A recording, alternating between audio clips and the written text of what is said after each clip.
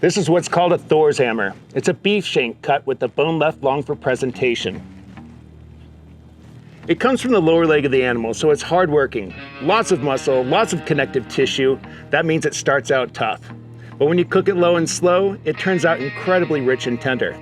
It's also one of the most affordable cuts you can buy. Before we season, we're gonna have to trim off some of the silver skin. Silver skin doesn't break down when it's cooked. Trim it carefully just under the membrane. We're gonna tie this up with butcher's twine so it holds its shape. As it cooks, it can start to fall apart.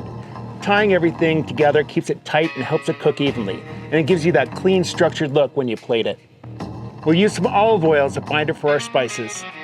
We're keeping the seasoning simple, but very intentional. Salt and pepper to build the foundation. Smoked paprika ties it to the fire. Cumin adds depth.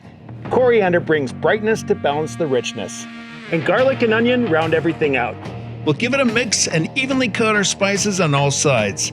Because this is a long cook, we're gonna need to wrap this bone with foil for presentation. Fire and smoke chunks are ready. Today we're cooking indirect. Let's build that deep smoky flavor.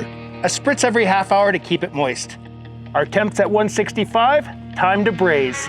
Some beef stock, crushed tomatoes, give it a mix, and place our Thor's hammer. Now it's back on the grill. Cook's nearly finished. Let's prep some shallots, carrots, and garlic. Throw them on the grill and let that fire-kissed flavor round out our meal. Top with our braising sauce, and finish with fresh parsley. And we are ready to eat.